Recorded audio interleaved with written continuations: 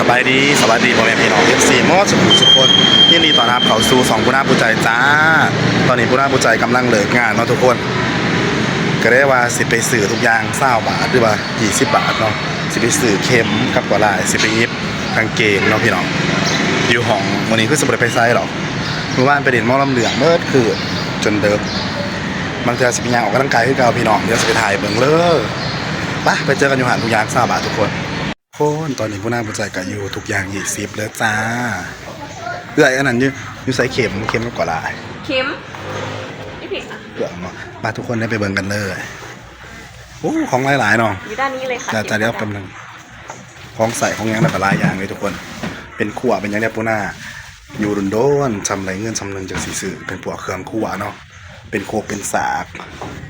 เวลากำห้องเขาก็จะไปได้ตำสุ่มตำยังกินอยู่ห้องนะทุกคนเนี่ยปูน่าจะมาเบิ่งเข็มกับหลายไปยิบ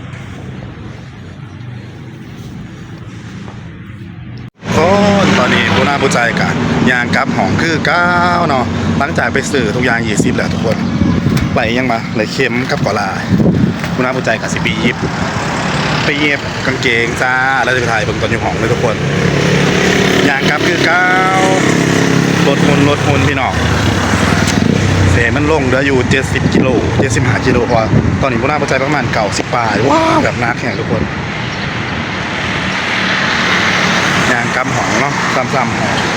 ยามเสากับยางออกมายามเล่นกับยางกับประมาณ3 โมงครึ่งเลยทุกคนบรรยากาศแบบหอนแห้งได้ไปเจอกันอยู่ห้องเลยคนตอนนี้กูน่าปูใจกันมาห้องเนาะ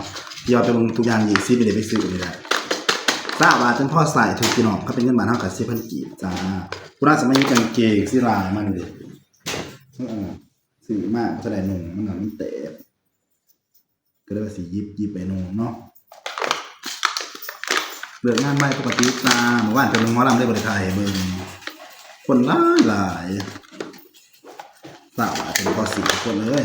ฉันยังมีมาทำมีแต่4,000 กีบไป4 อันกูก็5 บาทมีเข็มให้พอยิบบ่ายทุกคนพอไหนไปนู่นเนาะนี่ตาโบเลยเข็มกระเลือกใส่ด้วยมีทุกสายเข็มมันเลยขึ้นดีโอเคเลยไม่ได้เลย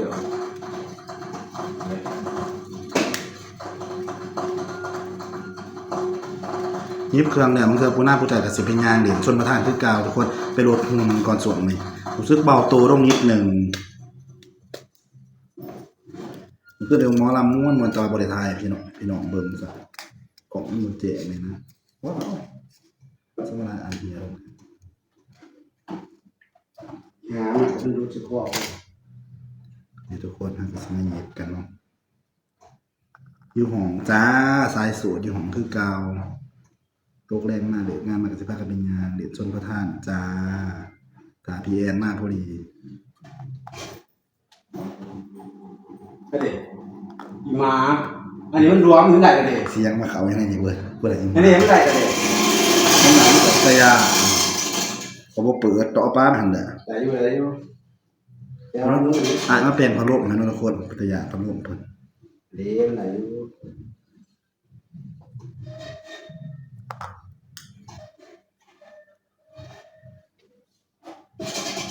ก็จะไปจ้างเขายิบกับตุน30-40 บาททุกคนสบายเงี้ยก็ได้ป่ะกลับมายิบเองจ่าเวลาวางลายอยู่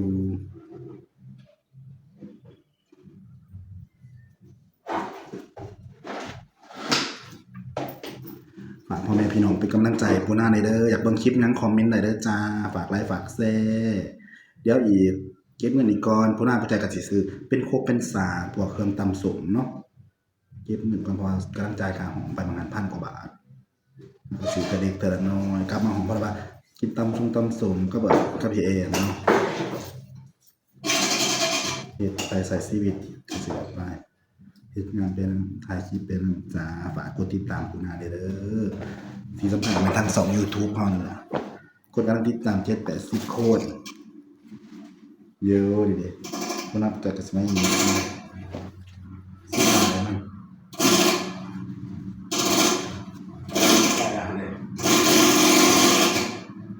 มันใหญ่อยู่เดี๋ยวเอาใบหน่อยใส่นิดเดียวมันเสียศูนย์ติดเลย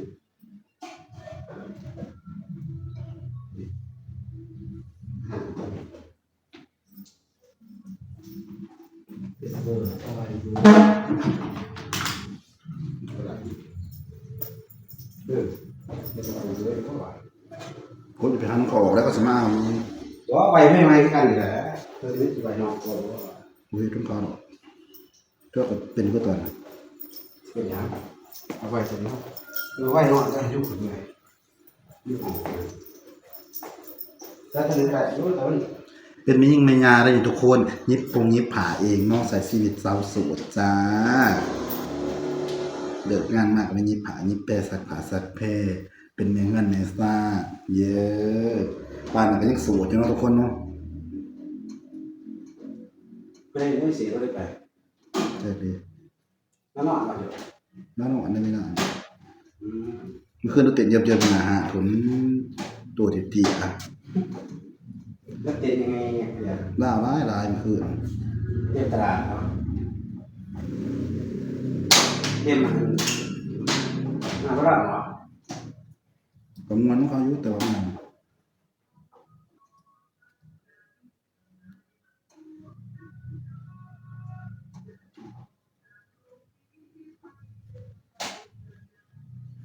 อยากเบิ่งคลิปนั้นคอมเมนต์ได้เด้อจ้าทุกคนฝากเป็นกำลังใจปูน่าเนี่ยเลยยามสับปูน่าก็ออกไปเฮ็ดงานขายมาเลิกงานมาก็มาอยู่ห้องแล้วก็ออกกำลังกายเดี๋ยวได้เงินได้ค่ำก็สิซื้อของใส่แต่ละเด็กแต่ละน้อยเนาะเป็นพวกโคกสากแล้วก็สิมาซื้อแนวมาตำสมตำยางโทรทายเพราะว่าพี่น้องเบิ่งเฮ็ดก๋วยจั๊บก๋วยจั๊บกินเนาะบ่ได้กินก๋วยจั๊บหล่นแต่คือฮอดอยู่บ้านเนาะยางเขาจะขออนุญาตยิบผาก็ได้สิไปเจอกันอยู่ส่วนประธานทุกคนเนาะสิเป็นยางออกกำลังกายจ้าทุกคนมาออกกำลังกายนำกันจ้าเมื่อวานนี่บ่ได้ไปเมื่อวานพากันไปงานซูปแล้วก็ไปหมอลำต่อเนาะแม่น้อยพาไปมาทุกคนวันนี้สิออกกำลังกายคือก้าวจอยอยู่ดิ จอย ทานนี่ ทาน LQ คิวครับบ่ได้ไปไสมาไสเนาะมาออกกำลังกายมาเอาเลยว่าวันคืนยังเมาอะไรกินเบียร์ล่ะ เมากันฟังตัวของให้เขาเบิด ว้าวยัง แล้วไปซี เสียงสี่เอ แต่ละมือแต่ละเลของปูน่าเนาะทุกคนมาอีกเดี๋ยวจะพาไปเด่นแล้วเพื่อนให้เด่นพี่ทุกคนเขาเด่นเลยไปซีมันกำลังมาเลยนะ พวกสาวก็จะได้สีเสื้อ ยังไม่ได้ตามสม เดี๋ยวตาโทรมาบ่ก็ไปตัดบอกเอากันเลยมันพอดบ่เลยบีบยุโรปเดี๋ยวกูน่าจะออกกำลังกายให้เบิ่งเรื่องมาทุกคนเห็นป่าอยู่ตะวันสิบ่ได้ยินเสียงปานใดเนาะบ่มีไม้บ่ทันมีไม้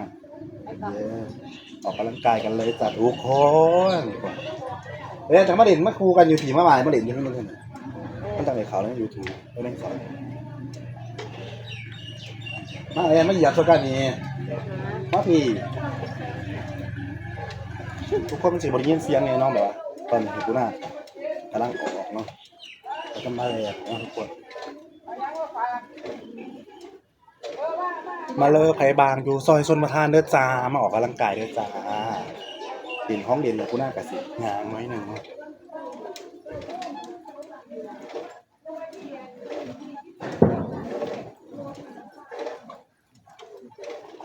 ออกกำลังกายเพื่อสุขภาพจ้าสมมติว่าจอยกับบ่ว่าหรอกทุกคน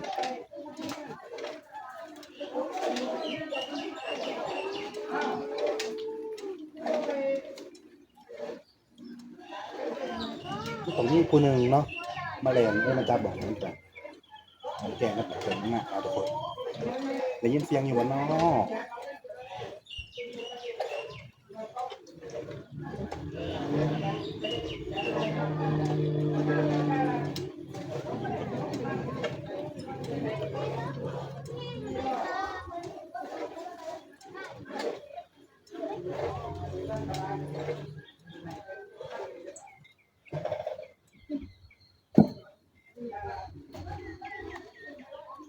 แล้วกูน่าสิไปยางกันแล้วทุกคน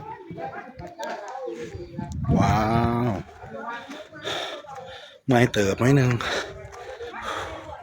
แล้วก็ส่งสิบยางอยู่บอลเขาเคยยางเขายางกลับไปลงมาทุกคนไป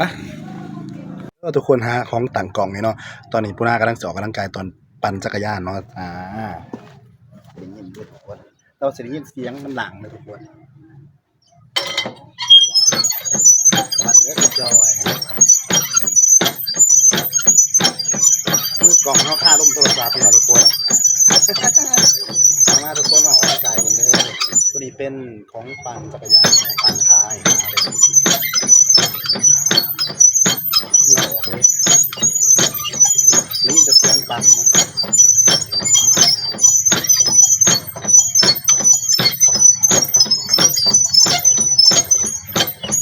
ปั่นเนี้ยจะจอยพี่น้องไปมาเรียนตัวเนี่ยก่อนอันเอลกิวพี่แอนมาเรียนตัวเอลกิวมาสปินกล่องให้มันทุกคน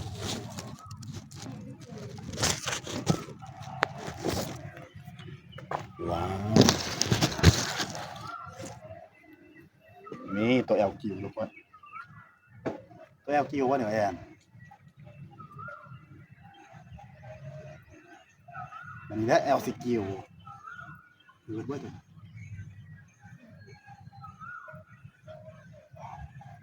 ออกกำลังกายเพื่อสุขภาพจะทุกคนหลังจากกูหน้าเลิกงานมากนะครับมาหอมมาเย็บผ้าอยู่เนี่ยกับมายางทุกแรงเนาะมาเพื่อโลกสมือหัวสมือละโลกโอเค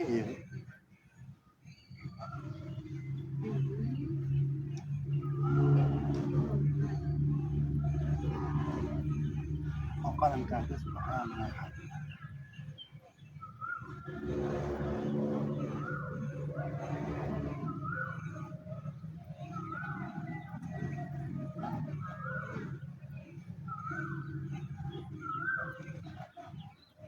ก็เลยต้องคลิป20,000ต่อทุกคนเมื่อยพยายามให้มันพร้อมลงนะทุกคนเพราะคุณน่าใส่อวดให้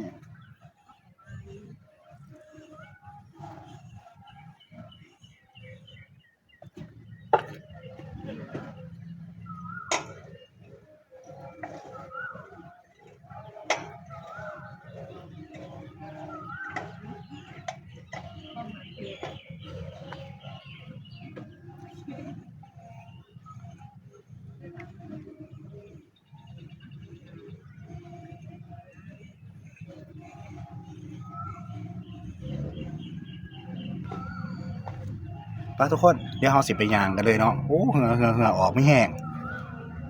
ตอนนี้ผู้น่าผู้ใจกับสิมายางออกกำลังกายต่อเนาะหลังจากเด่นไปได้หลายอย่างล่ะยังเกาะปั่นจักรยานแอลกิวเน่เด่นแอลกิวแอลยางโอ้ยบัดนี้ได้สิจอยเนาะว้าเบิ่งตะเหือกับหูทุกคนโอ้ยทุกแรงของที่บ้านเฮาเลิกงานมาเนาะก็เลยมาออกกำลังกายกับพี่แอนคือก้าวเด้เยอะโสดคือเก่าเนาะคลิปนี้กับมุ้งมียังไลฟ์พ่อแม่พี่น้องเป็นกำลังใจให้ปูนาเนเด้อฝาก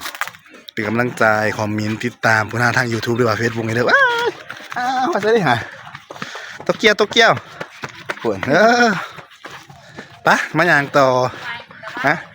เด่นนั่นน่ะกำลังเด่นกำลังกายมือหนึ่งเหงื่อเปียกว่าจังมาชีวิตอยู่ปะยางต่อทุกคนเยอะผู้สาวคนงามเลยเด้อเมื่ออยู่บอกแอนบริเดนนี่ยังมิตาไปยืนตะลุมโทรศัพท์เลยเพื่อนยางก็กดใจที่มาเริ่มโทรศัพท์ไปแล้วผมซื้อมาแบบเปียกประตูงานมันออกเลยทุกคนมียังไงมิตาว่าให้ผู้น่าถ่ายคลิปตัวนี้เด้อโดดโกกันเด้อพอดีแล้วเนาะผู้น่าขึ้นคู่กันเด้อมาส่งจะไว้คลิปนี้ก็มียังไงพี่น้องฝากพ่อแม่พี่น้องเป็นกำลังใจคือว่าเลยเนาะไปกดติดตามทั้ง2 YouTube ปูนาปูใจในเด้อแหละกับ Facebook ปูนาปูใจจ้าพยายามเฮ็ดคลิปต่อไปนี่แหละน้อยเป็นกำลังใจให้ในเด้อฝากหน่อยติเป็นกำลังใจให้ปูนาในเด้อเฮ็ดคลิปต่อไปอีกเดี๋ยวพอกันใหม่คลิปหน้าบอกปูนาคอมเมนต์หลายเนาะกดไลค์กดแชร์ทาง Facebook อยากได้คลิปนี้คิดกินตำกินย่างหรือว่ายังกะไหลเบิดปูนาจัดไต่บรรยากาศของทุกแลเดี๋ยวพอกันใหม่คลิปหน้าเนาะทุกคนสบายดีบ๊ายบายอย่าลืมเป็นกำลังใจปูนาแหละก็ไปกดติดตามปูนาทาง2 YouTube เมเด้อจ้า